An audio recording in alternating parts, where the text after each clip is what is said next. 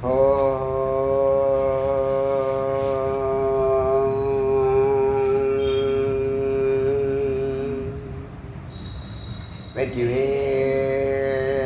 முருகனுக்கு ரோகரா. ஏக குரு ஸ்ரீ ஸ்கந்த குருவே நமக. வந்தே குரு பரம்பரா. குரு பிரம்மா குரு விஷ்ணு குரு தேவோ மகேஸ்வரः குரு சாட்சாத் பரபிரம்ம தஸ்மை ஸ்ரீ குருவே நமः. குருவே சர்வலோகானாं விஷ்ணவே பரலோகினாம் தேவே சர்வவித்யானாம் ஸ்ரீலக்ஷ்மணமூர்த்தயே நமः. ஓம் சகனாவவத்து சகனௌ புனக்து சக வீர்யம் கரவாவகை தேஜஸ்வினாவதீதமஸ்து மா வித்விஷாவகை. ஓம் சாந்தி சாந்தி சாந்தி. இன்னைக்கு அமிர்தநாத உபனிஷத்தில் 2வது மந்திரம் நேற்று பார்த்து கொஞ்சம் விசாரம் பண்ணோம். அதில் ஓங்காரம் ரதம் ஆரூஹ்ய, ஓங்காரங்கிற ரதத்தில் ஏறி உட்காந்துக்கோ. விஷ்ணும் கிருத்வா அத்தவா சாரதிம், விஷ்ணுவை குருவாக சாரதியாக வைத்து, குருவை சாரதியாக வைத்து அந்த பயணத்தை தொடர்ச்சி செய்க. பிரம்ம லோக பதான்வேஷி, பிரம்மலோகத்து பதத்தை, அதாவது இந்த பக்தி யோகம் மூன்று லோகத்தை கிடக்குது. ராஜயோகம் அடுத்த 3 நிலைகளை கிடக்குது. கர்மனா பித்ருலோக, அதான் பூகு புவக ஸ்வக 3 லோகம். உபாசனா தியானம் பண்ணுறது, அது ராஜயோகம். ராஜயோகத்தினால அடுத்த 4 லோகங்கள். இப்போ நேற்று நம்ம இப்போ ஒரு கோயிலுக்கு ஏன் போகிற அப்படிங்கிற கேள்விக்கு நேற்று கேட்டோம், பதில் இல்லை. இப்போ பக்தி யோகம் அதுதான் ஃபவுண்டேஷன்.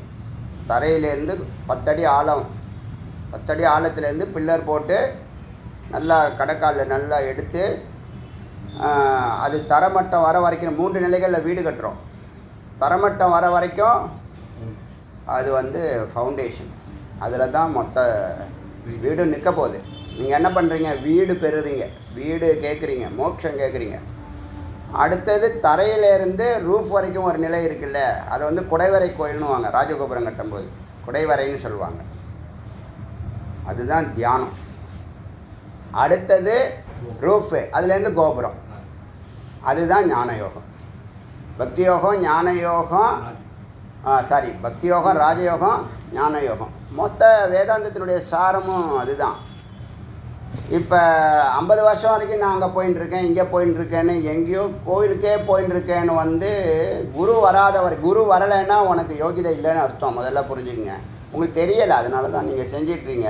தெரிஞ்சும் செய்கிறது தான் தவறுன்னு சொல்ல வரேன், வேறு ஒன்றும் இல்லை. தெரியாமல் இருக்கிற வரைக்கும் நம்ம எப்படி வேணாலும் சாமி கும்பிடலாம். குரு வர வரைக்கும் எப்படி வேணாலும் சாமி கும்பிடலாம். எப்படி நீங்கள் சுவாமி இப்படி தான் கும்பிடணுன்னு ஒரு சிஸ்டமே யாரும் ஃபாலோ பண்ண முடியாது. ஏன்னா உலக மக்கள் எல்லாருக்கும் அது போய் சேர்றதில்ல, தெரிவிக்கவும் முடியாது. சிஸ்டம் இருக்குது, ஆனால் அது யாருக்குமே தெரியாது. அவன் பிறந்ததுலேருந்து தானாக எந்த நாயன்மார்கள் எந்த யூனிவர்சிட்டியில் படித்தாங்க, எந்த குருவை ஃபாலோ பண்ணாங்க, கிடையாது. அவங்க பக்தி என்னது, ஆனால் அவங்களாம் அவதார புருஷர்கள். அவங்களோட நம்மளை கம்பேர் பண்ணக்கூடாது. ஒரு சாமானியனுக்கு சொல்கிறேன். இப்போ கிரவுண்டு தரமட்டம் வரைக்கும் நம்ம வரோம் இல்லையா, 12 அடி ஆழத்துலேருந்து தரமட்டம் வரையும். அதில் தான் 1000 வருஷங்கள் நம்ம வாழ போகிறோம் அந்த வீட்டில். அதுதான் வீடு பேர்.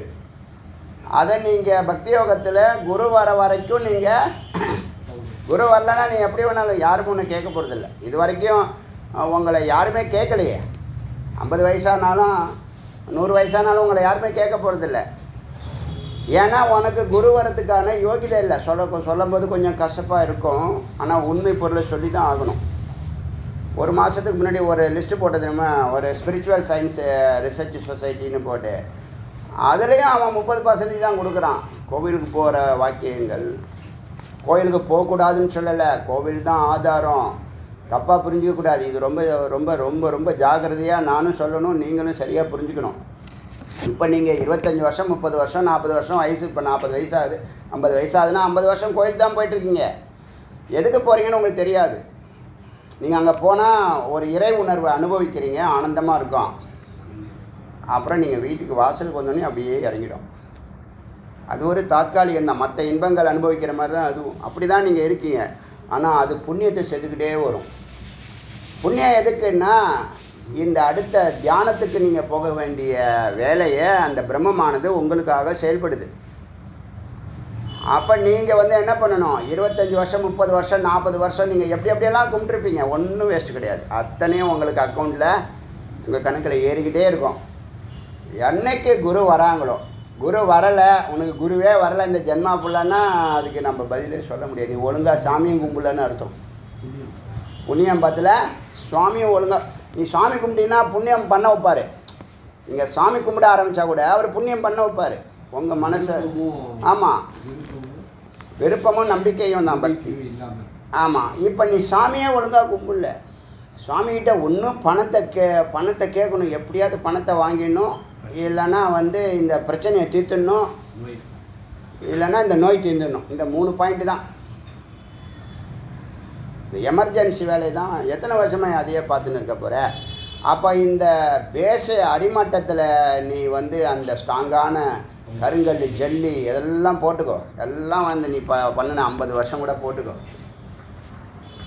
நல்ல பக்திமான்னா அதுக்குள்ளே பக்குவப்பட்டிருப்பாங்க. எதுக்கு அதெல்லாம் சித்தம் சுத்தமாகிறது. சித்த சுத்தமானால் தான் என்ன நடக்குதுன்னு உங்களுக்கு தெரியும், விழிப்பு நிலை வரும். அப்போ குருவே உனக்கு யாருக்கும் வரலைன்னு சொன்னால் ஒருத்தவனும் ஒழுங்காக சாமி கும்பிடலன்னு தான் அர்த்தம். முதல் பாயிண்ட்டு வேதம் சொல்கிறது தான் சொல்கிறேன். அடுத்தது, குரு வந்துட்டாங்க, எப்படியோ நீ குருவை பிடிச்சிட்ட, எப்பயோ குருவை கேட்குற சாமிகிட்ட போய் குருவை பிடிச்சிட்ட. குரு வந்த பிற்பாடு குரு இந்த நிலையை யோசிக்க மாட்டாங்க, இந்த யோகத்தை யோசிக்க மாட்டாங்க, ஞானத்தை யோசிப்பாங்க. அவனுக்கு அனுபூதி, அவனுக்கு விடுதலை, அவனுக்கு மோட்சம், அதை யோசிப்பாங்க. அதுக்கான பில்டிங்கை வந்து ஒரு கல்லாக அவங்க அடுக்குவாங்க. 2 பக்கமும் குடைவரை கோயிலுக்கு 2 பக்கம் ரூஃப் வரைக்கும் அடுக்குவாங்க. அவங்க அடுக்கிறதுல ஒரு கல்லாக எடுத்து நீ பின்னாடி ஃபவுண்டேஷன் பக்கத்தில் சுற்றி போட்டுகிட்டே வந்தீங்கன்னா அந்த அடுக்கிறது எதுக்கு? கட்டுமானம் ஏறுமா? இப்போ ஏன் கோயிலுக்கு போகிற அப்படின்னு கேட்டால் யாராலுமே பதில் சொல்ல முடியல. அவங்க இறை உணர்வை உணர்றான், புண்ணியம் சேர்றதும் கூட அவனால் சொல்ல தெரியாது. ஆனந்தம் அனுபவிக்கிறான், இறை உணர்வு அவன் பெறறான், அது தற்காலிகதாங்கிறது அவனுக்கு தெரியாது. அதனால் அவனுக்கு எப்போ கேப் கிடைக்குதோ போகிறதும் வரதும். வெள்ளிக்கிழமை போனேன், செவ்வாய்க்கிழமை போனேன், மாதத்துக்கு ஒரு நாள் போனேன். அப்படி தான் 8 மணி நேரம் அந்த சிஸ்டம் சொல்லுது பார்த்தீங்களா. தமோ குணம் 8 மணி நேரத்தில் தூக்கம், ரஜோ குணம் 8 மணி நேரத்தில் வேலை, சத்துவகுணம் 8 மணி நேரத்தில் பூஜையோ தியானமோ வேத விசாரம் 3த்தையுமே சொல்லுது. நீங்கள் இதில் ஒன்றை பிடிச்சினாலும் நீங்கள் என்ன அந்த 8 மணி நேரம் கூட உங்களுக்கு பத்தாது. இப்போ நான் கூட இனிமேல் வரக்கூடிய நாட்களில் இந்த 8 மணி நேரத்தை குறைக்க தான் போகிறேன். 8 மணி நேரத்தை அடியேன் 6, 4, 2 மணி நேரம் அப்படின்னு குறைக்கலான்னு சிந்தனை எனக்கு அப்படி தான் ஓடுது. ஒரு மெச்சூரிட்டி சொல்கிறேன், ஒரு மெச்சூரிட்டி. இது வந்து ஒரு இதை புரிஞ்சுக்கிட்டால் சரியாக புரிஞ்சுக்கிட்டால் சரி, புரியலைன்னா அப்புறமா புரியும். என்னுடைய 8 மணி நேரம் அந்த சத்துவகுணம் இருக்க, தபஸ் பீரியட் இருக்க, அதை நான் படிப்படியாக குறைச்சாலே போதுங்கிற ஒரு மனநிலை வந்திருக்கு. ஒரு ஞானம் தான் அது. அது அறியாமல் இல்லை, அது ஒரு ஞானம். அது இப்போ சொன்னால் புரியாது, இருந்தாலும் அந்த மைண்டில் வந்துடுச்சு. ஒரு பக்கம் இருக்கட்டும். இப்போ உங்களுக்கு சொல்கிறது என்னன்னா, குரு வராத வரைக்கும் நீ எப்படி வேணாலும் இருந்தல்ல, குரு வந்து என்ன சொன்னால் அதெல்லாம் நீ செய்யணும். நீ மேலே போகணுமா, ரூப் போகணுமா வேண்டாமா? பல பேருக்கு ஃபவுண்டேஷனே போடாமல் இருக்கான், பல பேர் ஃபவுண்டேஷன்லேயே நிற்கிறான். வாழ்நாள் ஃபுல்லாக போயிட்டே வந்துகிட்டே இருப்பார். நேற்று பாம்பன் சுவாமிகள் வந்தார்ல, நேற்று 100வது ஆண்டு விழா அவருக்கு. அதான் சுவாமி வந்திருக்காங்க. பாம்பன் சுவாமிகள் இங்கே முருகனை தேடி வராங்க. என்னத்தை சொல்லுது, என்ன பண்ணுறோன்னு தெரியல. நம்ம என்ன பண்ணுறோம், எதுக்காக போகிறோம்? அங்கே போய் சாமிகிட்ட நான் பிரார்த்தனை பண்ணால் எனக்கு அது கிடச்சிது. அந்த பிரார்த்தனை யார்கிட்ட பண்ணுற? உங்ககிட்ட உள்ள சாமிகிட்ட தான் பண்ணுற. அங்கே பேசுகிறதா நினச்சிக்கிட்டு இங்கே பேசின்னு இருக்க, அதுவும் உனக்கு தெரியாது. இப்போ அந்த டெம்பரவரி அந்த ஆனந்தத்தை நிரந்தரம் பண்ணதுக்கு தான் அவர் என்ன தத்துவமசின்னு உபதேசம் பண்ணுறார். எந்த உலகத்தில் எந்த கோவிலையும் இல்லாத ஒரு உபதேசம். ஆனால் ஆதி காலத்தில் இருந்திருக்கு. ராமானுஜர் காலத்தில் உபநிஷத்து வேத விசாரத்துக்குன்னு தனியாக கிளாஸுக்கு ஒரு டிபார்ட்மெண்ட்டே போட்டிருக்கார். அங்கே உள்ள மண் பாத்திரம் செய்கிறதுக்கு எல்லாம் நான் சொன்னேன் இல்லையா, கார்பெண்டர், குயவன், கார்பெண்டர், என்னென்ன தொழில், பூக்காரர், என்ன தொழில் இருக்கோ அத்தனை தொழிலும் 10 டிபார்ட்மெண்ட்டாக பிரித்து அந்தணர்களுக்கு சுவாமியினுடைய அபிஷேகம், அலங்காரம், சாத்துப்படி, நைவேத்தியம், விளக்கு போடுறது, அப்படியே ஒன்று ஒன்றா பிரித்து உள் வேலைகள் வெளி வேலைகள் 2 அவங்கவுங்க தகுதிக்கு தகுந்த மாதிரி பண்ணுங்கள், உங்களுக்கு பிரித்ததை பண்ணுங்கன்னு பண்ணி வச்சுருக்காரு. அதில் உபநிஷத்து பிரார்த்தனை பண்ணுறது, துதி பாடுறது விண்ணப்பம்னு பேர். அது ஒரு கேட்டகரியில் அதுக்கு மக்கள் ஓதுவார்னு சொல்லுவாங்களா, அது மாதிரி சைவத்தில் ஓதுவார்னு சொல்லுவோம், அங்கே விண்ணப்பதார ஏதோ சொல்கிறாங்க. அதுக்கப்புறம் வேத விசாரத்துக்கு உபநிஷத்துக்குன்னு பாராயணத்துக்கும் வேத விசாரத்துக்கும் ஒரு டிபார்ட்மெண்ட்டு எல்லா கோயிலையும் வேலை பார்த்துருக்காங்க அந்த காலத்தில். இதெல்லாம் நம்மளுக்கு நம்ம பிஎம்முக்கு இதெல்லாம் தெரிஞ்சிச்சுன்னா இந்த எல்லா கோயில்லையும் இந்த திட்டத்தை கொண்டு வந்தாங்கன்னா இந்த நாடு இந்த பஞ்சமா பாதகங்கிற கல்மாசத்துலேருந்து விடுதலை அடையும். உண்மையாக இந்த நாட்டுக்கு நல்லது செய்யணும்னா, நிரந்தரமான தீர்வு கிடைக்கணும்னா இந்த வேத விசாரம், அதாவது வேதாந்த பிரச்சாரம், ஞானமானது எல்லா மக்களுக்கும் கண்ணை திறக்கணும். சந்தர்ப்பம் வரும், பேச தான் போகிறோம், நடக்க தான் போகுது. இன்றைக்கி இல்லைன்னா நாளைக்கு நடக்கும், நடக்கிறப்ப நடக்கட்டும். அப்போது அங்கே போய் என்ன பண்ணுற, அங்கே போய் பிரார்த்தனை உங்குள்ளே தான் பண்ணுற. அங்கே இருக்கிற மரத்துக்கும் மற்ற பில்டிங்குக்கும் விக்கிரகத்துக்கும் பண்ணலை, அது உங்களுக்குள்ள பண்ண வைக்குது. அது இருந்தால் தான் ஆக்டிவேட் பண்ணுறேன்னா அது பக்தி. அது நீ தான் அப்படின்னு உணர்த்துகிற வரைக்கும் உங்களை அழைச்சிட்டு போகிறது அதே இறைவன் தான் குருவாக வந்திருக்காங்க. இல்லை இவர் சொல்கிறத கேட்க மாட்டேன், அவர் சொல்கிறது தான் கேட்பேன், எத்தனை ஜென்மா அது மாதிரி போகுது. ஃபவுண்டேஷன் போட்டாச்சு, குடவரை கோயில் வரணுமா வேண்டாமா, ரூஃப் போடணுமா வேண்டாமா, இப்போ நீங்கள் எங்கே இருக்கீங்கிறத புரிஞ்சுக்குங்க. இதெல்லாம் வாசனையில் வருது. லோக வாசனா சொன்னோம்ல, அதில் தேக வாசனா தான் இந்த காமக்ரோதாதிகள் உங்களை தடை செய்யும். அதுலேருந்து வரணும்னா துரியத்துக்கு போகணும்னு சொன்னோம். லோக வாசனாவை நீ விடுதலை அடைகிறதுக்கு ஏகாந்தம் போ, இந்த தேக வாசனாலேருந்து விடுதலை அடைகிறதுக்கு துரியத்துக்கு போ. அதாவது அறிவுலேருந்து அனுபவத்துக்கு போகணுங்கிற வார்த்தை புருவமத்திக்கு போகிறது தான். துரியத்துக்கு போகிறதுக்கு முன்னாடி டைரெக்டாக போக முடியாது, அதுக்கு தான் 8 நிலைகள் அவங்க வச்சுருக்காங்க. இந்த உபனிஷத்து அதை 6 நிலைகளில் அதை விளக்குது. இது வரைக்கும் நம்ம யோகம் பற்றி நம்ம பேசலை. இதெல்லாம் யோக உபனிஷத்து, ராஜயோக உபனிஷத்து.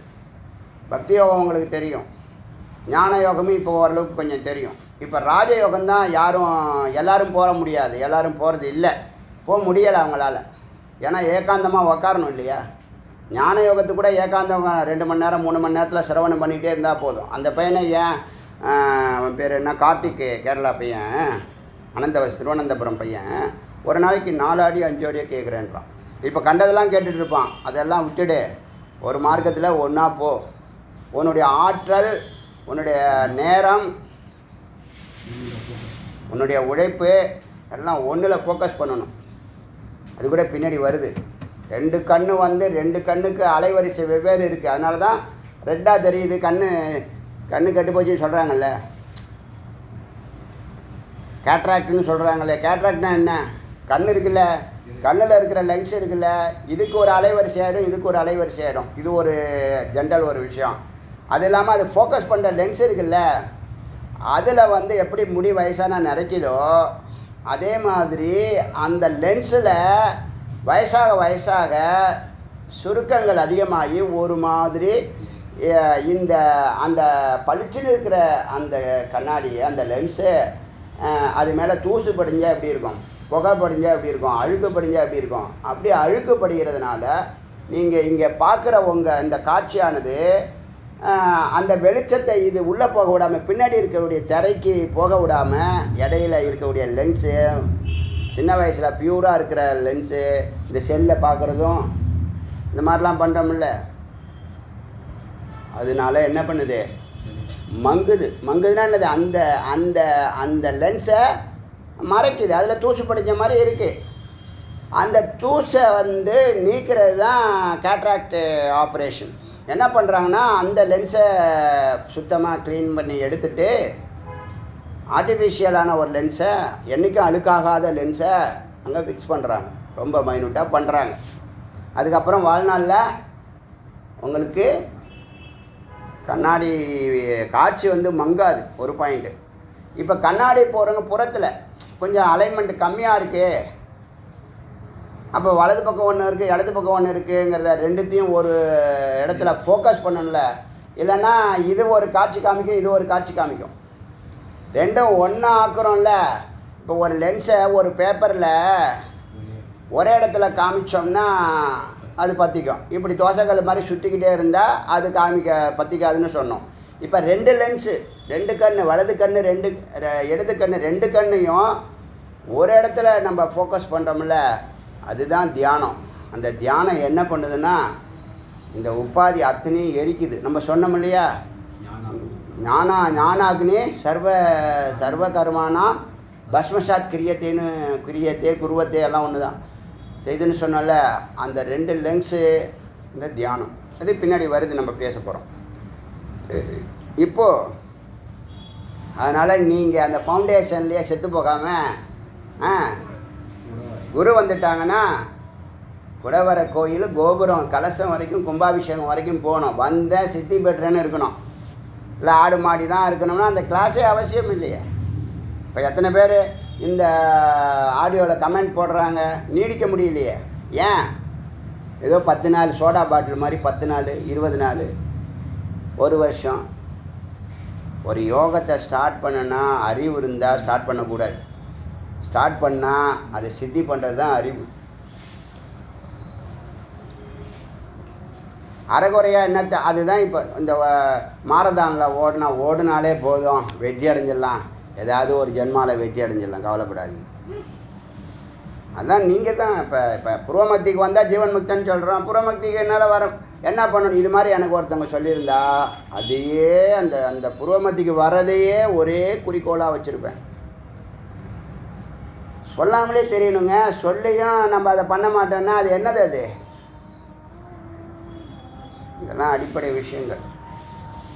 சரி, இப்போது இந்த ஓங்கார ரதத்தில் குருங்கிற சாரதியை பிடிச்சிக்கிட்டு பிரம்மலோகங்கிற பதவினா பிரம்மஸ்வரூபம், லோகம் இல்லை, பிரம்மமே லோகம். நீ ஃபவுண்டேஷனில் நிற்கிறேன்னா பிச்சை எடுத்துக்கிட்டே இருக்க வேண்டியதுதான். ஒவ்வொரு வாட்டியும் என்ன பண்ணணும், இதை கொடு அதை கொடு அதை கொடு இதை கொடுன்னு எப்போ பார்த்தாலும் நீ கேட்ப, கண்டிப்பாக ஏதாவது ஒன்று கேட்ப. நீ ஃபவுண்டேஷன்லேருந்து மேலே குடைவரத்துலேருந்து கோபுரத்துக்கு உனக்கு கலசத்துக்கு கும்பாபிஷேகம் ஆனால் நீ எல்லாருக்கும் கொடுப்ப. பரோபகார்த்தங்கிற வார்த்தைக்கு அர்த்தம் அப்போ தான் புரியும். அப்போ தான் அவன் செயலில் இறங்குவான். டைரெக்டாக இருக்கிற ஞானத்தையோ இருக்கிற பொருளை வச்சுக்கிட்டு என்ன பண்ணுவான், பொருள் இருக்கிறவன் பொருளை குடியா, பொருள் இல்லாதவன் அருளை கொடு, அறிவை கொடு, எது இருக்கோ அதை கொடு. அப்போ கொடுக்குற இடத்துக்கு வருவோம். இப்போ ஏன் அவனும் பரபகார்த்தம் பண்ண மாட்டான், தன்னையே பார்த்துக்கிறான், தன் குடும்பத்தையே பார்த்துக்கிறான் அப்படின்னு இருக்கிறான்னா என்ன அர்த்தம்? அந்த ஃபவுண்டேஷன்லேயே நிற்கிறான். கோயிலுக்கு போவார், கிருத்திகை கோயில் போவார், சாமி கும்பிடுவார். அடுத்த மாதம் கிருத்திகை போவார், சாமி கும்பிடுவார். அடுத்த மாதம் பிரதோஷத்துக்கு போவார், சாமி கும்பிடுவார். எதுக்காக கும்பிட்றோம், என்ன பண்ணுறோம் அப்படின்னு தெரிஞ்சுக்கணும். குரு வர வரைக்கும் எப்படி வேணாலும் இருக்கலாம். அது 70 வயசானா கூட பரவாயில்ல. குரு வரல, எனக்கு சொல்லிக் கொடுக்க ஆள் இல்லைங்கன்னா அது தப்பே இல்லை. இப்போ ஹோட்டலில் சாப்பிட்ற சாப்பாடு தோஷம் இல்லைன்னு வேதம் சொல்லுது. நீ ஒருத்தன் வீட்டில் போய் சாப்பிடக்கூடாது. ஹோட்டலில் தொழில் தர்மத்துக்கு தோஷம் கிடையாதுன்னு இருக்குது. அவன் குளிக்கலை, அவன் அப்படி இருந்தான் இப்படி இருந்தாலும் நீ அதெல்லாம் பார்க்க முடியாது. தோஷம் இல்லைன்னு சொல்லியாச்சுன்னா, ருத்ராட்சத்துக்கு எப்படி தோஷம் இல்லைன்னு சொல்லியாச்சுன்னா அதை ஃபாலோ பண்ணணும். எல்லாம் நம்ம கையில் தான் இருக்குது. நேரம் இல்லைன்னு சொல்கிறேன்னா நீ என்ன பண்ணுற? அப்படி நேரம் இல்லைன்றி அப்படி என்ன பண்ணுற? நீ என்னத்தை பண்ணுற? செஞ்சதையே செஞ்சுட்டு கிடக்குற. ஆணாக இருக்கட்டும் பெண்ணாக இருக்கட்டும் செஞ்சதே செஞ்சுட்டு கிடக்குற. எத்தனை ஜென்மம் அதேமாரி பண்ணிட்டு கிடக்க போகிற? அதெல்லாம் உங்கள் கையிலே விட்டாச்சு. புரிஞ்சுதா? ஒரு பாயிண்ட்டு. இப்போ பிரம்மலோக பதான்வேஷ், பிரம்மலோகத்தை பதம் தேடுறவன் குரு பிடிச்சி அவங்க வாழ்க்கையை பின்னாடி போகணும். அதில் ஓங்காரத்தை நீங்கள் பண்ணணும்னு சொல்லியிருக்கு. ஓங்காரங்கிறது என்ன? ஒரு ராக்கெட். அதில் 11 பாயிண்ட்டு நம்ம பார்த்தோம்.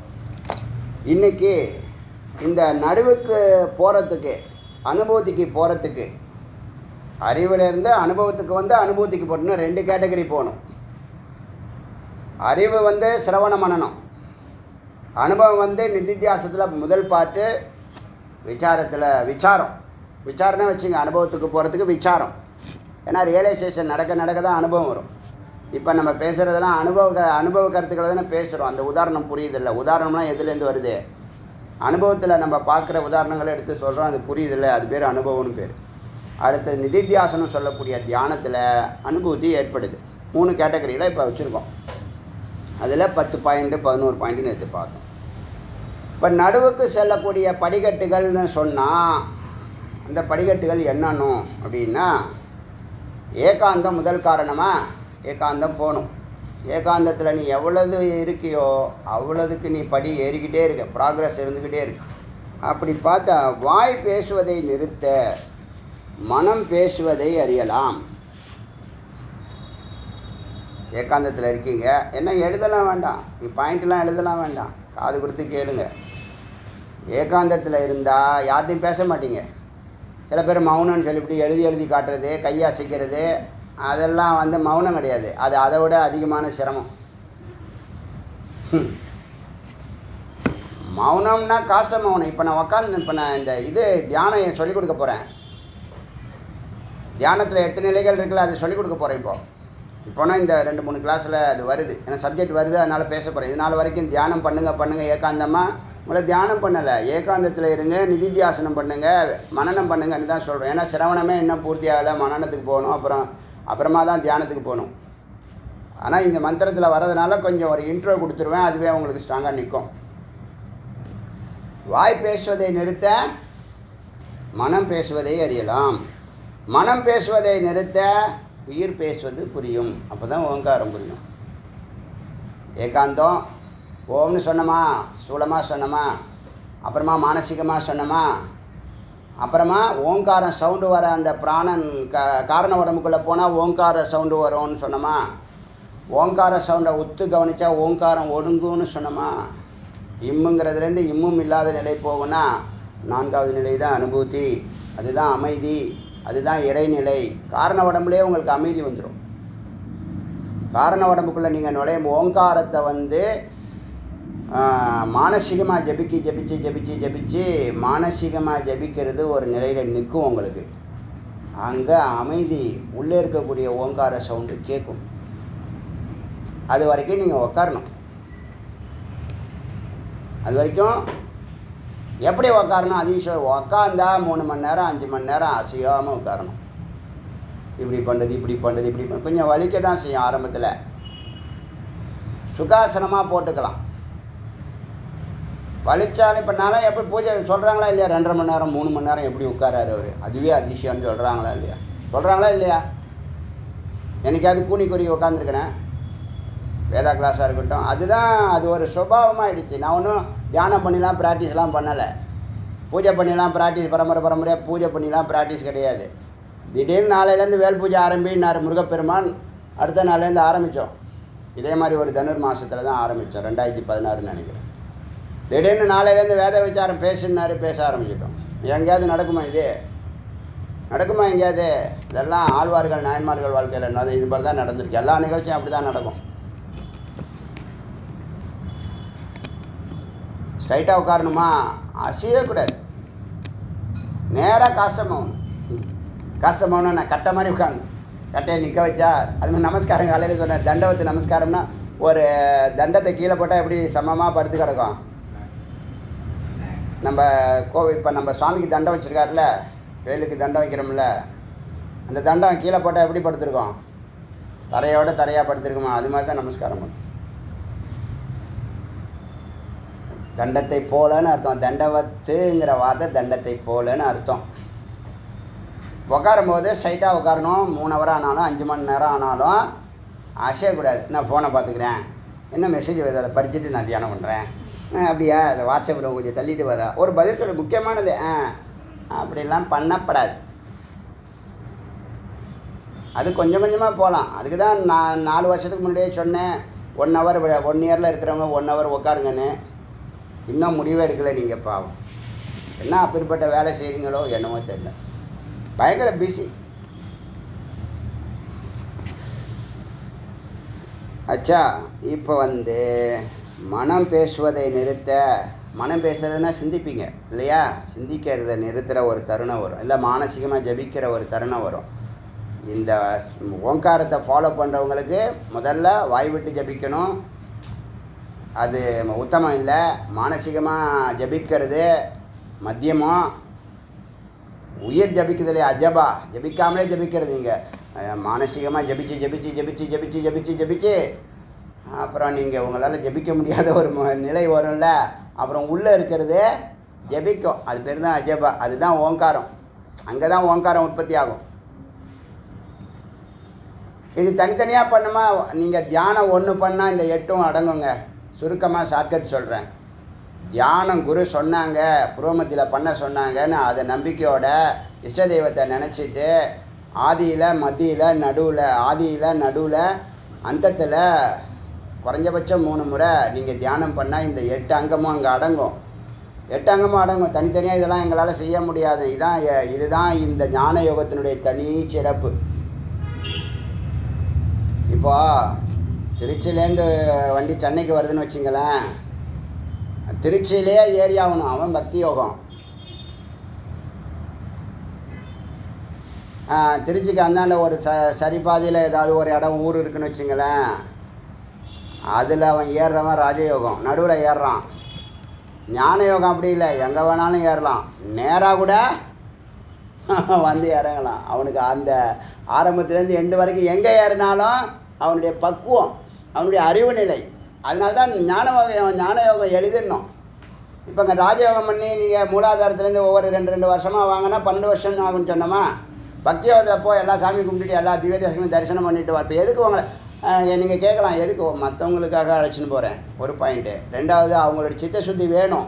2வது 3வது பிரம்மானந்தம்னா அவங்க என்னன்னு உணர்வாங்க. இப்படி ஒரு உலகம் இருக்கே, இப்படி ஒரு ஆனந்தத்தை இது வரைக்கும் அனுபவிக்கலைன்னு எல்லோரும் சொல்கிறாங்களா இல்லையா? அப்படிப்பட்டவங்க அடுத்தது எங்கே வருவாங்க,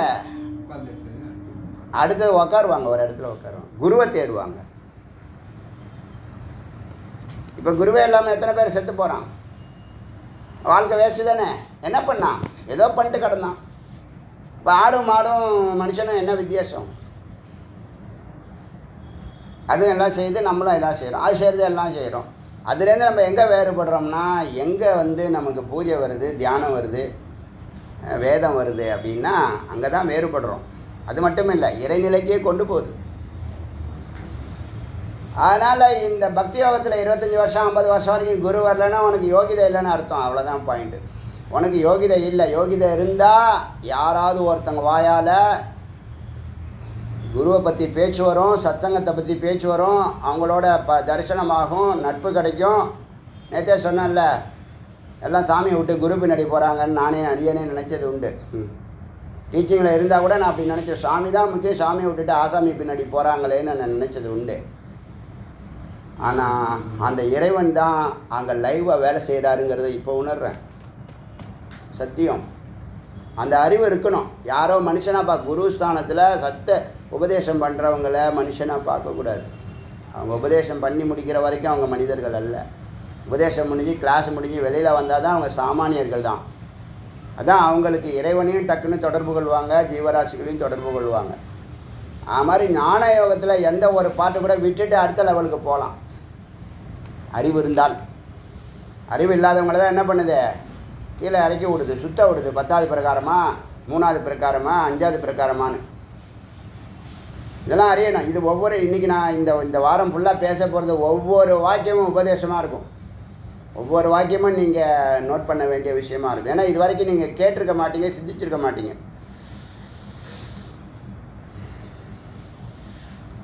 அதனால் பேசுவதை நிறுத்த அஜபால ஓங்காரம் வெளிப்படும். ஓங்காரத்தை கான்சன்ட்ரேட் பண்ணால் அனுபவத்திலேருந்து அனுபூதிக்கு போகலாம். அது காரண உடம்பு. காரண உடம்புலேருந்து அனுபூதி தான் என்னது, காரண உடம்புல அனுபவம் தான் ஏற்படுது. துரியத்தில் தான் அனுபூதி ஏற்படுது. அங்கே தான் இந்த ஆனந்தமும் ஓங்காரம் ஒடுங்குற இடம் ஆனந்தம். ஓங்காரத்துக்குள்ளே நுழையிறீங்களா, அது அமைதி. ஓங்காரத்துக்குள்ளே அது வெளியில் வருது, அது ஒடுங்குதில்லை, அது அமைதி. நீங்கள் அமைதியாக இருந்தால் தான் உள்ளே இருக்கிற சப்தம் கேட்கும். அதுக்கு ஒரு ஆழம் இருக்கா இல்லையா? ஆழம் இருக்குது. ஒரு ஸ்பேஸ் இருக்குல்ல, ஸ்பேஸ் இருக்குது.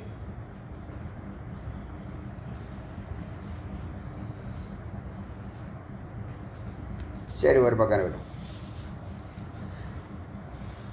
அடுத்தது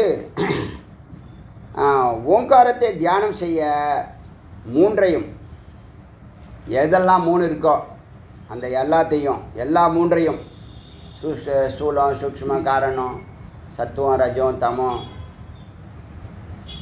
ஜாகிரதை, ஸ்வப்னம், சுஷுப்தி, எந்தெல்லாம் 3 இருக்கோ அதையெல்லாம் கடக்கலாம் ஓங்காரத்தை தியானம் செய்ய. ஸ்தூலமாக சொன்னீங்கன்னா சூக்ஷ்ம உடம்பை கடக்கலாம், ஸ்தூல உடம்பை கடக்கலாம். சூக்ஷ்மமாக சொன்னால், மானசீகமாக சொன்னால் மனதை கடக்கலாம். உள்ளே வரக்கூடிய ஓங்காரத்தை தியானம் பண்ணால் அறிவானது அனுபவமாக மாறுகிறது.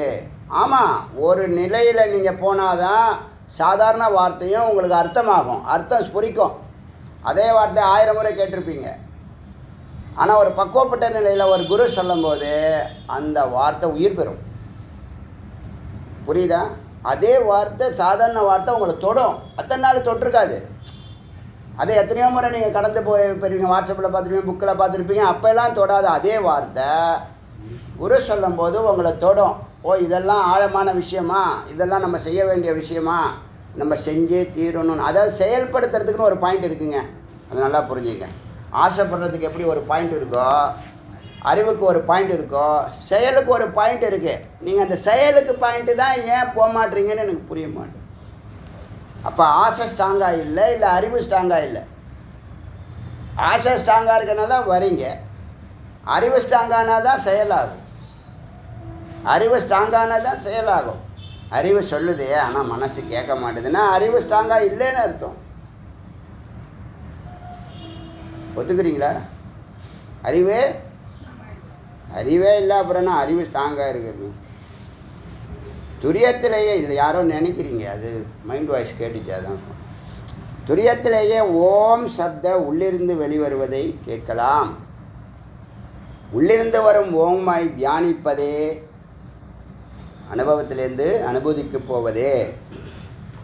அமாத்ரா 4வது நிலை தான். அதுக்கு மேலே நிறைய நிலைகள்லாம் இருக்கலாம், நம்ம 4ஓட நிறுத்துது, துரியத்தோடு நிறுத்துது. அமாத்ரா ஜபிப்பது எப்படி?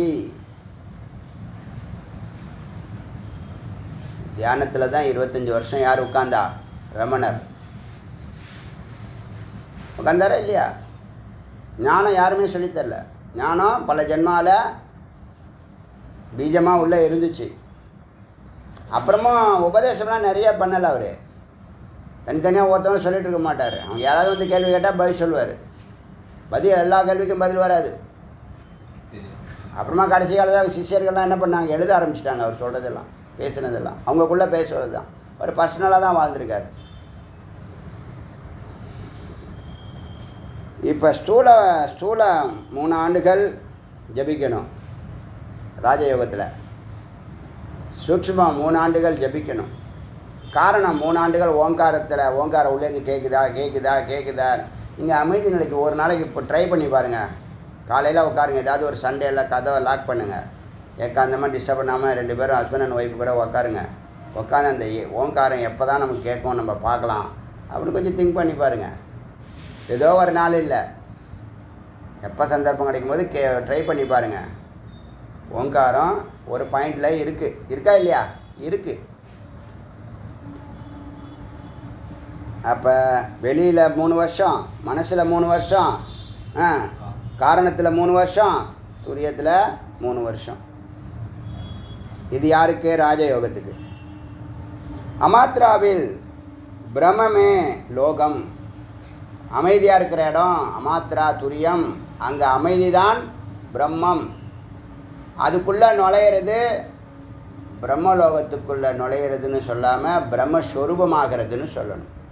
ரெண்டும் தப்பு இல்லை. பிரம்மலோகத்துக்குள்ளே நுழையிறேன்னு சொல்கிறதும், ஏன்னா பிரம்மலோகம்னு ஒரு வார்த்தை, சத்தியலோகத்தை, பிரம்மா இருக்கிற லோகத்தை பிரம்மலோகம்னு அதெல்லாம் டெம்பரரி தான், திரும்பி ரிட்டர்ன் ஆகிற விஷயம். பிரம்மாவே ஸ்வரூபம், பிரம்மாவே ரூபமாக போகிறோம்ல, பிரம்மமே லோகமாக போகிறோம்ல, அதுதான் ஸ்வரூபத்துக்கு போகிறது.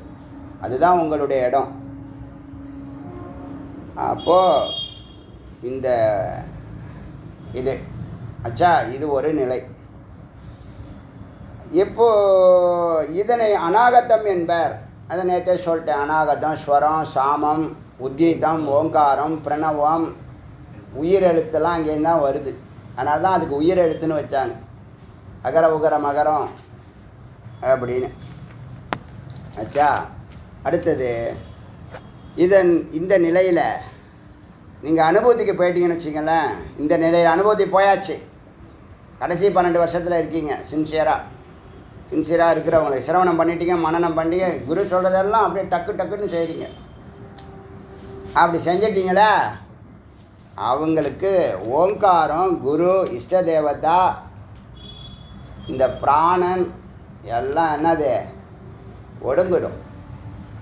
எல்லாம் எங்கே ஒடுங்கிடும்? உங்கள் அனுபூதிக்குள்ளே உங்களுக்குள்ளே ஒடுங்கிடும். வெளியில் நீங்கள் யாரையும் தேட வேண்டிய அவசியம் இல்லை. அங்கே தான் சாட்சாத்காரம் கிடைக்கிறது. அங்கே தான் இந்த சித்தானது சத்தோடு சேர்ந்து ஆனந்த நிலையில் இருக்கிறோம். முதல்ல நம்ம என்னவா ஆகணும்? சித்த ஆகணும். இப்போ என்னவா இருக்கோம்? அகங்காரமாக இருக்கும். எங்கே வாழ்கிறோம்? மனசில் வாழ்கிறோம். ஏன்? நம்ம மனுஷன் இல்லை, மனசன். பாம்பன் சுவாமிகள். இப்போ புருவமத்திக்கு வரணும். துரியத்துக்கு போகிறதுக்கு முன்னாடி சொல்கிறேன். முதல்ல ஹிருதயத்தில் தான தர்மம் பண்ணினா தான் குரு வந்தாங்க, புருவமத்திக்கு வந்தாச்சு. புருவமத்தியில் சுகதுக்கம் இல்லை. அடுத்து மேலே ஏறணுமா வேண்டாமா? புருவமத்தியில் இருக்கிறது தான் சித்து. அதில் நின்றுட்டிங்கன்னா ஜீவன் முக்தன். ஜீவன் முக்தன்னா என்னன்னா, உன் வாழ்நாள் ஃபுல்லாக உனக்கு பயம் இருக்காது, குழப்பம் இருக்காது, அழமாட்ட, பதட்டப்பட மாட்ட, தடுமாற மாட்ட, பள்ளத்தில் விட மாட்ட, எல்லாத்துலேயும் அறிவோடு வேலை செய்வேன். சித்து ஸ்வரூப்பம் சொல்கிறேன். அம்பாளுடைய ஒரிஜினல் ஸ்வரூப்பம். உங்கள் சைத்தன்யம் உங்களுக்குள்ளே இருக்கக்கூடிய 2 பொருளில் ஒரு பொருள் அதுதான் நீங்கள். நம்ம இப்போ சித்த அம்சத்தை பற்றி பேசுகிறோம். சத்த அம்சம் எப்பயுமே இருக்குது. அதுதான் நம்மளுடைய டார்கெட்டு. யார் அது? அது நம்மளுடைய சரிபாதி. அதோட கீழே இறங்கியிருக்கோம். எதுக்கு? நம்மளை குழப்பினா தான் வேலை செய்வோம். ஏதாவது காட்டு முன்னாடித்தனமாக செய்வோம். அது ஒரு வேலையாக அதுக்கு காரியமாகிடும். அது என்ன பண்ணோம்? கணக்கு பிள்ளைய வச்சு கணக்கை போட்டு திரும்ப பிறவியை போட்டுக்கிட்டே இருக்கும். புரியுதில்ல?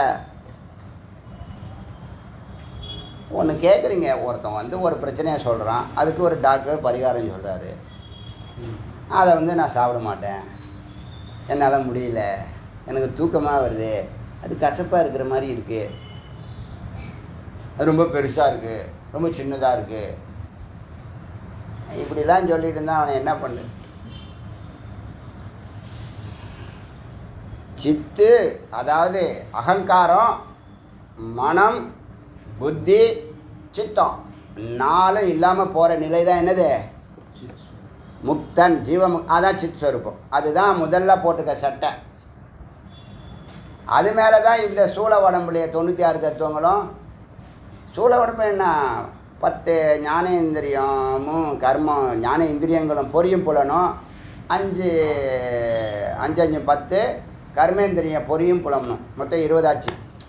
ஞானேந்திரியம் கர்மேந்திரியம் 10 இருக்கா, பொரியா இருக்கா, அது 10. அதுக்கு புலனாக இருக்கா, சக்தி, பார்க்குற சக்தி, கேட்குற சக்தி, கையினா எடுக்கிற சக்தி, கால்னா நடக்கிற சக்தி, எருவாய் கருவாயெலாம் இருக்குல்ல, அதெல்லாம் சேர்த்தா 20. மனம், சித்தம், புத்தி, அகங்காரம் ஒரு 4, எத்தனை? 24. அப்புறம் பிராணன் ஒரு 10, 34 அங்கேயே முடிஞ்சு போச்சு. அத்தனை தத்துவத்தையும் ஒன்றாக்க போகிறோம். இப்போ முதல்ல என்ன ஆகணும்? துரியத்துக்கு வாங்கிறது எதுக்கு? புருவமத்திக்கு வான்னு அர்த்தம். ஒரு முதல் பார்த்து அடிப்படை உபாதிகளையெல்லாம் நீக்கிறது. அப்புறம் எல்லாத்தையும் நீக்கிறது ஒரு நிலை இருக்காது. அப்புறம் அப்போ சித்தானா ஜீவன் முக்தன். இப்படி ஒரு வாழ்க்கை கிடச்சிதுன்னா உங்களுக்கு பணம் தேவையா? ஏதாவது பொருள் தேவையா? ரெண்டுமே தேவைப்படாது. ஜீவன் முக்த நிலையில் அறிவு வந்துடுச்சுன்னு வச்சுங்களேன், அத்தியாவசியத்தை மட்டும் நீங்கள் செயல்படுவீங்க, வந்த வேலையை மிகச்சரியாக செய்வீங்க, கடமைகள் தவற மாட்டீங்க. இல்லறமே நல்லறமுன்னு இருந்து இல்லறத்தில் இருந்தே இல்லறத்தையும் பண்ணுவீங்க. அதே நேரத்தில் எல்லா பிரச்சனையும் டேக்கிள் பண்ணி, அது நோயாக இருக்கட்டும், அது மருந்தாக இருக்கட்டும், அது மரணமாக இருக்கட்டும், இல்லை பிறப்பாக இருக்கட்டும், எதுக்கும் என்ன பண்ண மாட்டீங்க, உக்காந்து அழ மாட்டீங்க. முதல்ல அழுகையை நிறுத்தும். எத்தனை ஜென்மா எடுத்தாலும் இதே நிலை தான், கவலையே பட வேண்டாம். என்னது அது? ஜீவன் முக்த நிலை. அது எது? இந்த கொடவர கோயில் கட்டுறது. ஃபவுண்டேஷன் பக்தியில் இருந்தீங்கல்ல, இல்லை நான் இன்னொரு 25 வருஷம் இந்த அந்த பிளாட்ஃபார்ம்லேயே நான் உக்காந்துருக்கேன், திரும்ப திரும்ப அங்கேயே போயிட்டு வரேன், 50 வருஷமாக நான் போயிட்டு இருக்கேன்னா என்ன அர்த்தம்? பக்தி ஒழுங்காக பண்ணலைன்னு அர்த்தம். பக்தி ஒழுங்காக பண்ணலைன்னு அர்த்தம். போன இடத்துக்கே நான் 50 வருஷமாக போகிறேன், 25 வருஷமாக போகிறேன், 10 வருஷமாக போகிறேங்கன்னா என்ன அர்த்தம்? ஒழுங்காக பண்ணுனா உனக்கு அவ்வளோ வருஷம் தேவையில்லை. அப்போ புண்ணியம் பண்ணலைன்னு அர்த்தம், சித்த சுத்தி ஆகலைன்னு அர்த்தம். நீ உண்மையாக பக்தி கொண்டீங்கன்னா ஆட்டோமேட்டிக்காக சித்த சுத்தி வந்தாகும், குரு வந்தாகணும். உனக்கு வரக்கூடிய துன்பம் வலிக்கும், அப்போது அதுலேருந்து வெளியே வரக்கூடிய தேடல் இருக்கும். இப்போ இது ஒன்றுமே இல்லை, செக்கு மாடு மாதிரி திரும்ப திரும்ப செஞ்சுட்டு இருக்க, பண்ணிகிட்டே கடை அப்படின்னு சொல்லி சித்தன் முக்தன் இந்த 2 நிலையும் பூர்வ மத்தி, அங்கே ஜீவன் முக்த நிலைன்னு சொல்கிறோம். இதை ஜீவன் முக்தனுடைய நிலை. வாழும்போதே பிறவியை பற்றி அவனுக்கு எந்த பிரச்சனையும் இல்லை. எத்தனை ஜென்மா எடுத்தாலும் அதுக்கு என்ன பண்ணணும்? ஞானம் நிச்சயாகணும். இப்போ நம்ம என்ன பண்ணிகிட்ருக்கோம்? சிரவணத்தில் இருக்கோம், மனனமாகணும், நிதித்தியாசனமாகணும். இந்த 3 நிலை தொட்டால் தான் ஞானம் வரும், ஞானம் நிற்கும். இப்போ ஞானம் இருக்கிற மாதிரி இருக்குது. அதனால் அப்பப்போ என்ன பண்ணுறோம்? கொஞ்சம் தடுமாறுறோம், கொஞ்சம் பிரேக் அடிக்கிறோம், எல்லாத்தையும் மறந்துடுறோம். அப்போ மனம் எப்படி கேட்கும்? நீ இந்த வேதம் சொல்கிறத கேட்க தயாராக இல்லைன்னா மனம் எப்படி உன் பேச்சை கேட்கும்? மனம் யார் பேச்சை கேட்கும்?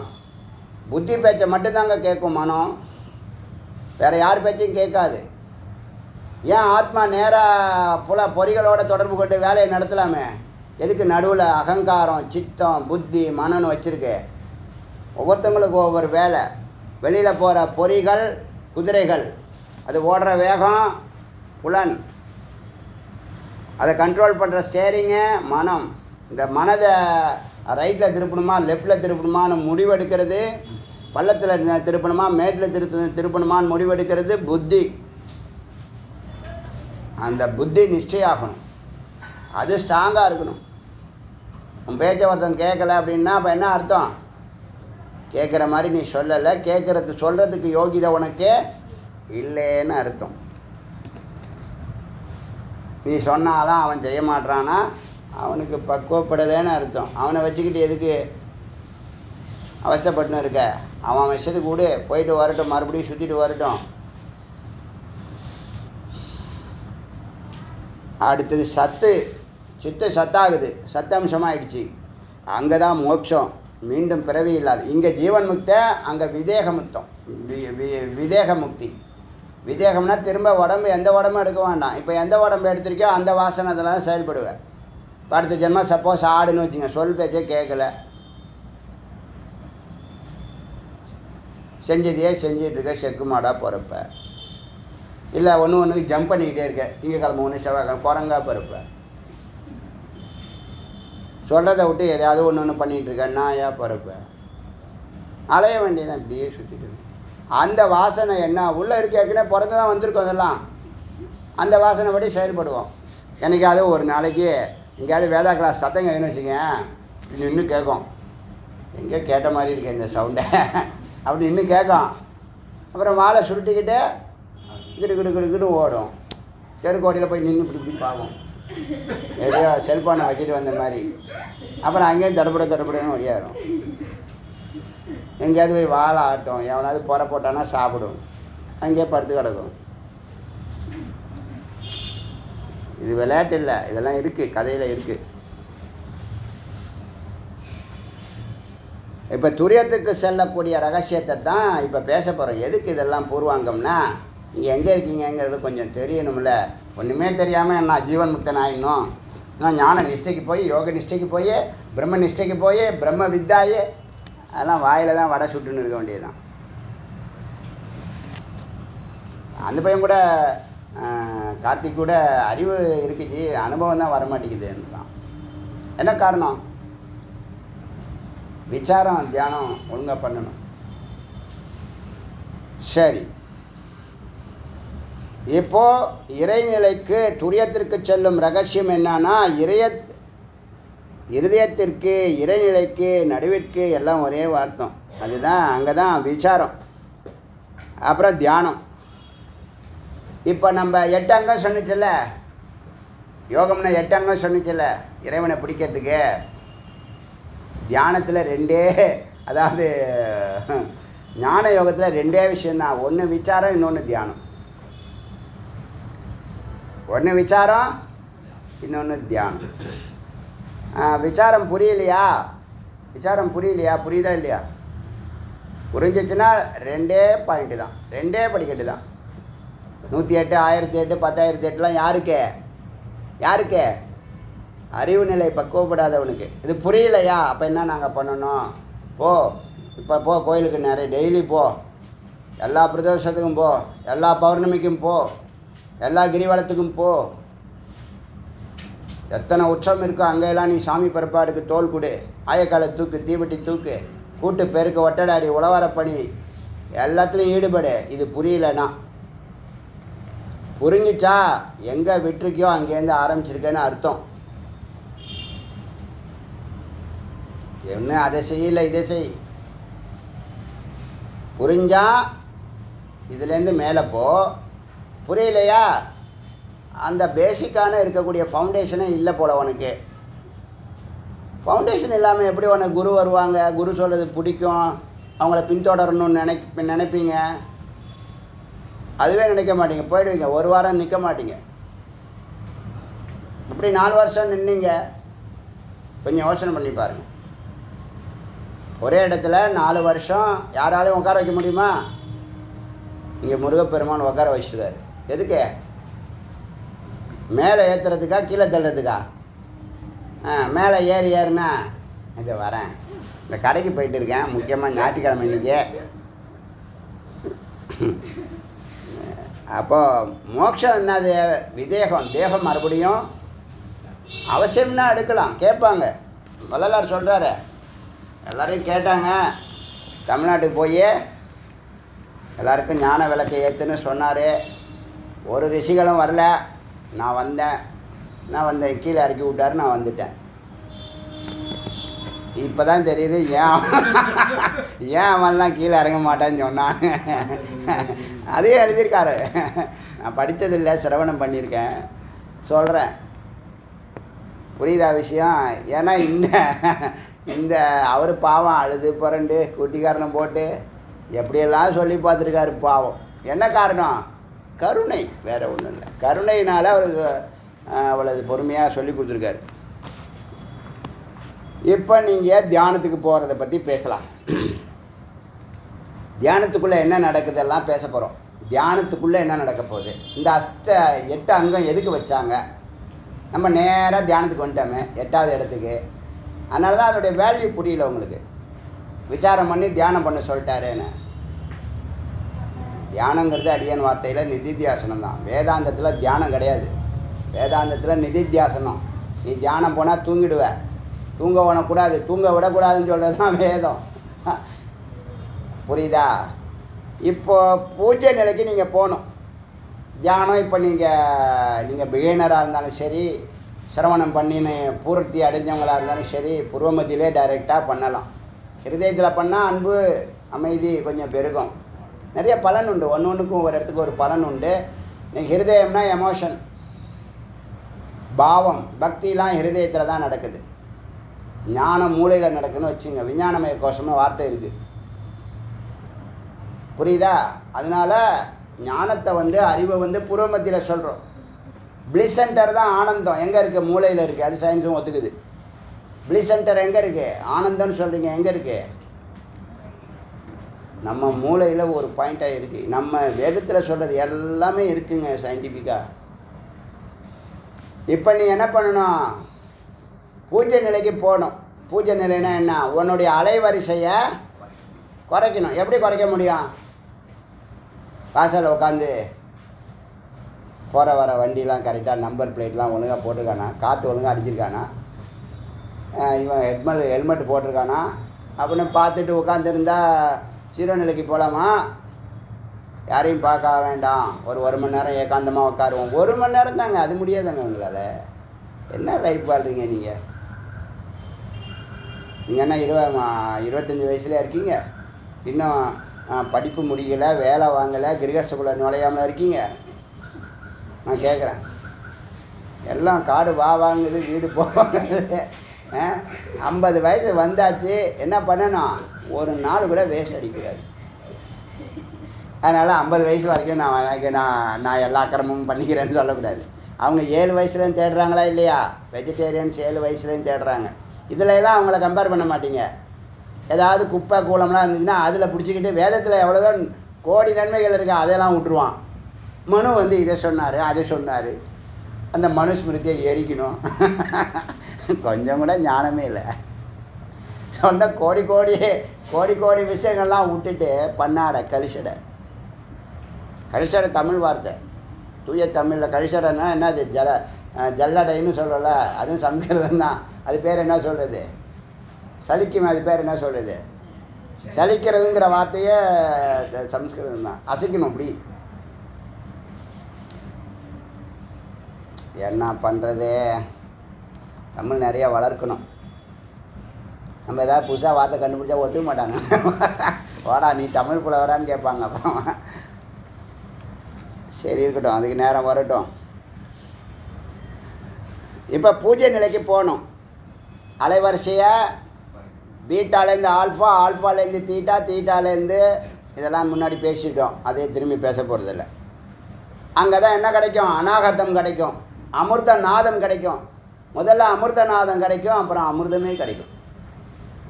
ஏன் போகக்கூடாது? அங்கே நேரம் இல்லை. முக்கியமாக நான் வெளியில் போயிட்டுருக்கேன், கடைக்கு போயிட்டுருக்கேன். ஞாயிற்றுக்கிழமை ஹோட்டலில் மெனு பார்க்கணும், தள்ளணும், தள்ளணும். நான் பசுமாடு பின்னாடியே போயிட்டுருக்கேன். இன்னும் எத்தனை ஜென்மா தான் போக போகிறேன், நானும் பார்த்துட்டே தான் இருக்கேன். அதனால் அநாகத்த சவுண்டு வரதை நீங்கள் அறிய போகிறீங்க. ஆச்சா?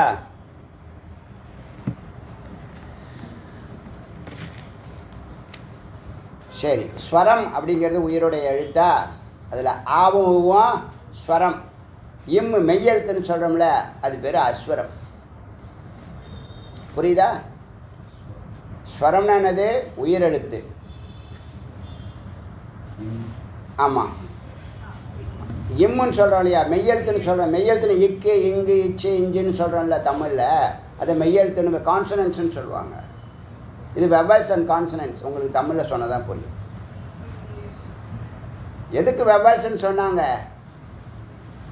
அதுதான் பேஸ். கான்சனன்ட்ஸ் மெய்யெழுத்து நம்ம தமிழில் எதுக்கு மெய்யின்னு சொன்னாங்க? அதுதான் உடம்பு. மெய்யினா உடம்பு, உயிர்னா ஆத்மா. எவ்வளோ தமிழ் பார்த்தீங்களா? ஞானத்தமிழ். அதனால் ஸ்வரம் அஸ்வரம், ஆகத்தம் அநாகத்தம். ஸ்தூலம் வெளியில் புறத்தில் இருக்கிறது, ஸ்தூலம். துரியம் அகத்தில் இருக்கிறது. புறம் அகம்னு சொன்னாலே ஜகத்து பிரம்மம்னு அர்த்தம். புறம்ங்கிறது மாயை, அகங்கிறது பிரம்மம். இப்போ புறத்தில் ஒன்றும் இல்லைன்னு தானே நம்ம போய் உள்ளே உக்காந்தோம். இப்போ பாக்கி பேருக்கெல்லாம் ஏன் புறத்தில் ஒன்றும் இல்லைங்கிற அறிவு வரலை? புறத்தில் இருக்குது, கொஞ்ச நாள் இருக்கும்பா, அப்புறம் மறைஞ்சிரும், அப்புறம் தோன்றும், அப்புறம் நிற்கும், அப்புறம் மறையும். அது பின்னாடி எத்தனை ஜென்மா போகிறது? நிலையான ஒன்று வேணும் நமக்கு. அப்படி தான் உள்ளே போனோம். எனக்கு ஒரு விஷயத்தில் ஆதங்கம் என்னென்னா, 25 வருஷம் அங்கே உக்காந்து என்ன பண்ணோம்? எத்தனையோ சர்வீஸ் பண்ணோம், அது நம்ம பேச வரல. 25 வருஷம் உக்காந்ததுக்கு ஒரு காரியத்தை பண்ணணுமா வேண்டாமா? இந்த சமுதாயத்துக்கு பண்ணணுமா வேண்டாமா? சுவாமி அனுகிரகம் பண்ணியிருக்காங்க. 25 வருஷம் 27 வருஷம் அங்கே உட்கார வச்சுருக்காங்க. அவருக்கு சொன்ன வேலையெல்லாம் செஞ்சுட்டு இருந்தோம், எல்லாம் பண்ணணும். அது உங்களுக்கெல்லாம் தெரியும், பார்த்தது தான், அதையே பேச பிடிக்கல எனக்கு. ஆனால் உக்காந்து நீ என்ன பண்ண? தொண்டை பற்றி நான் பேசலை, ஞானத்தை பற்றி பேசுகிறேன். அவரோட 2.5 கலக்கணுமா வேண்டாமா? அதுதான் அங்கே உக்காந்ததுக்கு அர்த்தம். அடியேன் டே 1 அதை கேட்டிருக்கேன், சொல்லியிருக்கேன் ஏற்கனவே. மற்றவங்க கேட்க சொன்னாங்க, அதனால் கேட்டேன். கேட்கணுன்னு தோணலை, கேட்க சொன்னாங்க. கேட்டால் இதை கேட்போன்னு இதை கேட்டேன். முதல் பிரார்த்தனையை நீயும் நானும் ஒன்றாகணும். ஓப்பனாக சொல்கிறேன், நீயும் நானும் நல்லா செழிப்பாக இருக்கணும், செல்வ செழிப்போடு இருக்கணும். நீயும் நானும் நல்லா ஒரு பேரும் புகழோடு இருக்கணும். இந்த 3 பிரார்த்தனை கேட்க சொன்னதுனால கேட்டோம். அது ஒரு விருப்பம் இல்லாமல் தான் கேட்டோம். ஆனால் அதெல்லாம் ஏற்கனவே கொடுத்துருக்காரு, அது நமக்கு தெரியலை.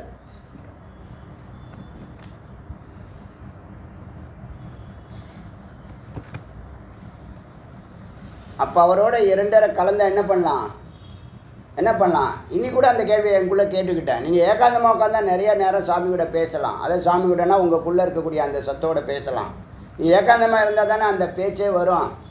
உங்கள் இஷ்ட தெய்வத்தை ஒரு 3க்கு 3 ஃபோட்டோ பண்ணி, இப்போ இருக்கார்ல இங்கே, இவர் லெவலுக்காவது பண்ணி, இல்லை சின்னதாக பண்ணி, உங்கள் பார்வையில் படும் அவர் முகம் மட்டுமே கண்ணில் படுற மாதிரி ஒரு சின்ன ஃபோட்டோ வச்சு, ஒரு 3 அடி கேப்பில் உட்காந்து, சேரில் கூட உட்காந்துக்கலாம், தரையில் கூட உட்காந்துக்கலாம், எப்படி வேணாலும் உட்காரலாம்.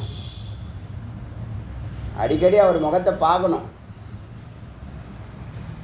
அவரோட பேசுகிறதா நினச்சி உங்களுக்குள்ளே தான் பேசிக்க போகிறீங்க. நீங்கள் அவரை பார்க்குறீங்கல்ல, அது அப்படியே மனசில் என்னவாயிடும்? பதிஞ்சிடும். கண்ணை மூணா இப்போ எனக்கு நீங்கள் சொன்னால் இந்த ஜென்மாவில் இல்லை, இந்த ஜென்மாவில் வேலெல்லாம் பார்த்து இங்கே வந்து தான் நம்ம வேலெல்லாம் இது பண்ணோம்.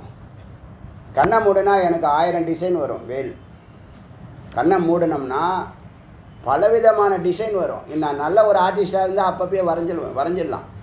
ஒரு அவுட்லைனாவது போட்டுடலாம். இதுதான் நான் பார்க்குறேன்னு அவுட்லைன் போட முடியுமா? போட முடியும். கண்ணை மூடிட்டே போடலாம். அவ்வளோ டிசைன் வரும். இந்த கண்ணை மூணு செகண்டே வரும். அப்போ நினச்சிக்குவேன் எல்லாருக்கும் இப்படி வரும்னு நினச்சிக்குவேன் நான்.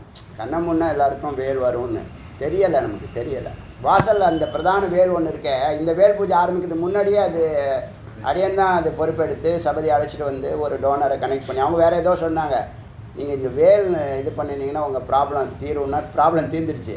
வேல் வாங்கிட்டு வந்துட்டாங்க. வேல் வாங்கி வந்து அந்த வாசலில் படிக்கட்டில், பெரிய 110 படிக்கட்டில் ஃப்ரண்ட்டு, இப்போ முதல் படிக்கட்டில் அடியன் பொறுப்பில் தான் அது. இந்த வேலெல்லாம் அந்த பொறுப்பை யார்கிட்ட கொடுக்குறாரு பாருங்கள். எந்த காரியத்தை யார் செய்யணும்னு ஒரு கணக்கு வச்சு தான் செஞ்சுட்ருக்கு. எல்லாமே டிசைடட், ப்ரீ பிளான்டு தான். ஒன்றுமே புதுசாக நடக்கிற மாதிரி எனக்கு தோணலை, மற்றவங்களுக்கு தோணுது.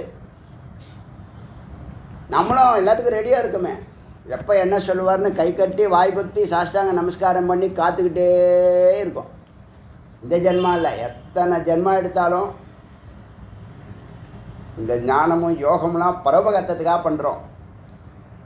பேஸ் என்னென்னா பக்தி தான் பேஸ். ஆதாரம் என்னென்னா பக்தி தான் ஆதாரம். பக்தினா என்ன? இறைவன்பால் ஈசன்பால் அன்பே. ஞானம்தான் பக்தி. பக்தியினுடைய அடுத்த பரிணாமந்தான் ஞானம். இப்போ பூரணமாக கொடுத்துட்டாருன்னா என்ன பண்ணுவோம்? பிரித்து கொடுக்கணும். நான் நல்லா இருக்கேன், எல்லோரும் நல்லா இருக்குன்னு தோணும். அப்படி உருவானது தான் இந்த வேல் பூஜையும் வேத விசாரமும். டெய்லி நினைக்கிறேன் அதை. அதனால தான் 2:30 மணிக்கு சரிப்பு இல்லாமல் ஏந்து வரும், உற்சாகமாக ஓடி வரும். வேல் பூஜை முடிகிற வரைக்கும், இந்த வேல் பூஜை ஸ்டார்ட் பண்ணுற வரைக்கும் இவங்கள்ட்ட பேச்சு கொடுத்துட்டே இருப்பேன். ஏன்னா இவங்களுக்கு தூக்கம் வரும், ஏதாவது காமெடி பண்ணிட்டுருப்பேன். அது மாதிரி ட்ரிப்பில் பாருங்கள், ஏதாவது பேச்சு கொடுத்துட்டே இருப்பேன். நான் பேசலை, அவன் பேசுகிறான். நீங்கள் நல்லா ஃபீல் பண்ணுவீங்க. ஃபீல் பண்ணுறீங்களா இல்லையா? கொஞ்ச நாள், ஒரு நாள் நான் பேசாமல் இருக்கேன்.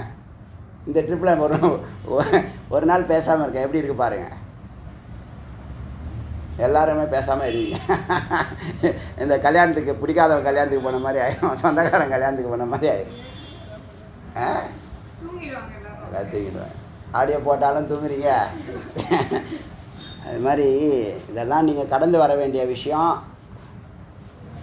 என்ன பண்ணுறோன்னு தெரிஞ்சுங்க. ஞானத்தில் இருக்கீங்க. குரு வந்த பிற்பாடு அப்போ யார்கிட்டையும் என் பேரை சொல்லாதீங்க, இவர் தான் குருன்னு. எதுக்கு? எனக்கு ப்ரெஸ்டீஜ் குறைஞ்சிருமா? எனக்கு ப்ரெஸ்டீஜும் கிடையாது, ஒரு மண்ணாங்கட்டியும் கிடையாது. எதிர்காலத்தில் இது நடக்கும். ஏண்டா அவர்கிட்ட படித்தார நீ ஒன்றுமே தெரில அப்படின்னு அவனும் உங்களை கேட்டக்கூடாது. எனக்கு அது காதில் ஒலிக்குது. புரியுதில்ல? இந்த முருகன் சில பேர்லாம் வராங்களா, அது லேட்டாக வருது, 9 மணிக்கு வருது. கிளாஸ் எத்தனை மணிக்குன்னு எனக்கே டவுட்டாகி போச்சுங்க. நேற்று எனக்கு கிளாஸ் எத்தனை மணிக்கு டவுட்டாகி போச்சு. இங்கே பேசி முடித்து அதுக்கப்புறம் 8 to 9 ½ கொஞ்சம் டிஸ்கஸ் பண்ணிவிட்டு 9 மணிக்கு 9:05க்கு கீழே இறங்குறோம். அப்போ தான் கிளாஸுக்கு வேகமாக திருப்பூர் ஓடியார். என்ன அர்த்தம்? என்னவோ போங்க. இப்போ சத்தே துரியம். இப்போ துரியத்துக்கு போகிறோம். ஒரு அற்புதமான பயணம். கொஞ்சம் மெதுவாக தான் போகும். உங்கள் வேகத்துக்கெல்லாம் நான் போக மாட்டேன். இவரெல்லாம் ஆரம்பத்தில் ப்ரெஷர் கொடுத்துருக்காரு தெரியுமா எனக்கு. ஒன்று வரல அப்போல்லாம். இப்போ ப்ரெஷரே காணும். எல்லாம் என்ன பக்கத்தில் நீ இருக்கிற அதுதான் இறைவன் பக்கத்தில் படைச்சான் போல இருக்கு. அம்பாவை எதுக்கு படைச்சான்னா, ஆண்கள்லாம் ரொம்ப ஓவர் ப்ரெஷர் ஆகுறான். இப்படி படுத்தியே நீங்கள் உங்களுக்கு எப்படி ஹார்ட் அட்டாக் வருது எல்லாருக்கும் தெரியலை. உங்கள் ப்ரெஷரை குறைக்கிறது தான் அம்பாள் வேலை. நிதானமாக போ, அமைதியாக போ, நிதானமாக போன்னு சொல்கிறதுக்கு தான் அம்பாள். இப்போ சத்தே துரியன்னு வச்சுங்க. அதான் சத்து தான் துரியம், அதில் ஒன்றும் மாற்றம் இல்லை. அதுதான் என்னது? பிரம்மலோகம். அதுதான் அறிவு நிலை, அதுதான் அன்பு நிலை, அதுதான் அமைதி நிலை, அதுதான் ஆனந்த நிலை, அதுதான் வான்வெளி, அதுதான் இறைநிலை. அங்கே போகிறோம். எங்கெல்லாம் 3 ஒடுங்குதோ, 3 ஒடுங்குதில் அதான் சித்து சைத்தன்யம், அதான் உயிர் இருக்கும் இடம். அது பேர் லிங்கம்னு சொல்லுவாங்க.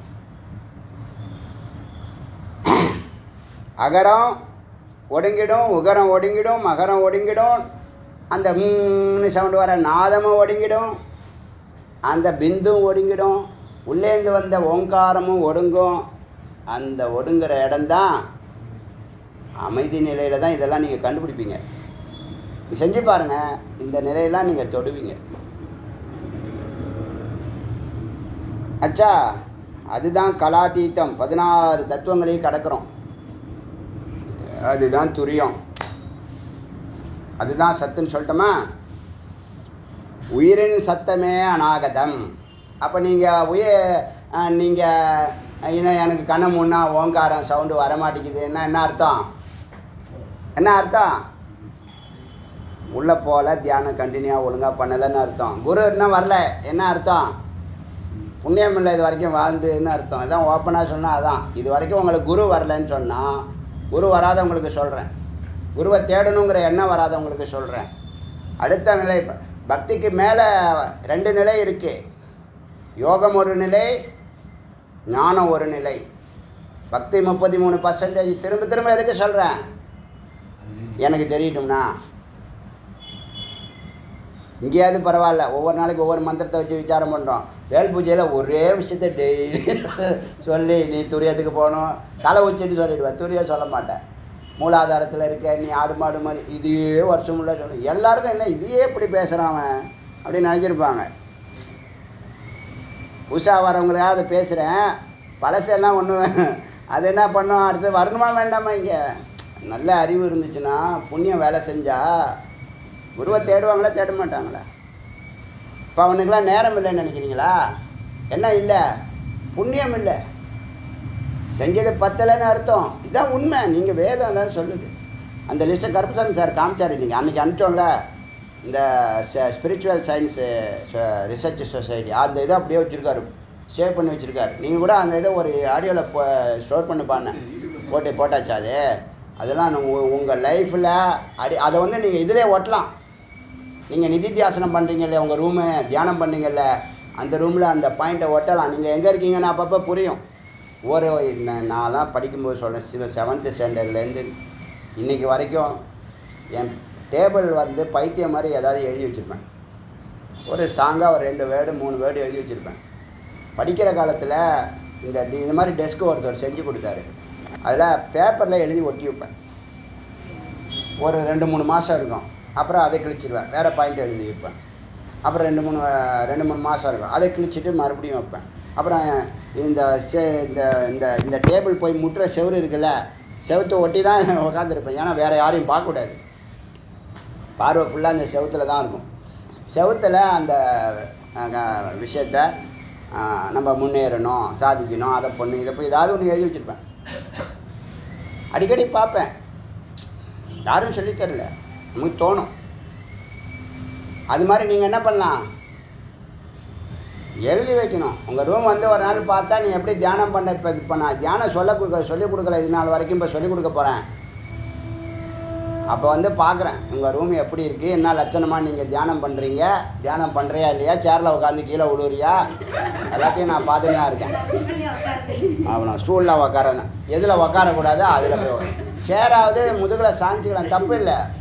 சுகாசனம் உட்கார. உங்களுக்கு என்னென்னா மூலாதாரமும் சகசிராரமும் ஒரு நேர்கோட்டில் இருக்கணும். சேரில் உட்காந்து ஒரு பாதுகாப்பாக இருக்கும். இப்படி சாஞ்சா கூட தூங்கிட்டா கூட, ஏன்னா தியானத்தில் சில பேர் தூங்கிடுறான் பைத்தியம் மாதிரி. அவன் வந்தால் கூட அந்த சேர்லேயே ஒன்று அப்படி ஸ்டூலில் உட்காந்தா என்ன கதி, அது ஸ்டூலில் 4 அடி ஹைட்டில் இருக்குது. கண்டிப்பாக ஆம்புலன்ஸ் 108 ரெடி பண்ணி வச்சுங்க. சில பேருக்கு இதெல்லாம் நான் சொல்லியே கொடுக்கல, அதே செய்து. அங்கே மேலே போனால் கேட்பானா கேட்க மாட்டானா, ஒருத்தன் வண்டி ரோட்டில் தப்பாக ஓட்டுறான்னு வச்சுங்க, உனக்கு எவன்டா லைசன்ஸ் கொடுத்தான்னு கேட்பானா கேட்க மாட்டானா. அது எனக்கு காதில் உழுது, உனக்கு எவன்டா குரு கேட்குற மாதிரி காதில் உழுது எனக்கு.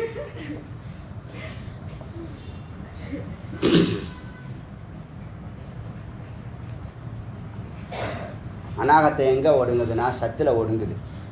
ஏன்? சத்துலேருந்து தான் வெளியே வந்துச்சு. ஓங்காரம் எங்கே ஒடுங்குதுன்னா, அநாகத்தம் எங்கே ஒடுங்குதுன்னா, ஸ்வரம் எங்கே ஒடுங்குதுன்னா, சாமம் எங்கே ஒடுங்குதுன்னா, உத்கீதம் எங்கே ஒடுங்குதுன்னா சத்தில் தான் ஒடுங்குது. அந்த நிலையே ஆனந்த நிலை, இறைநிலை.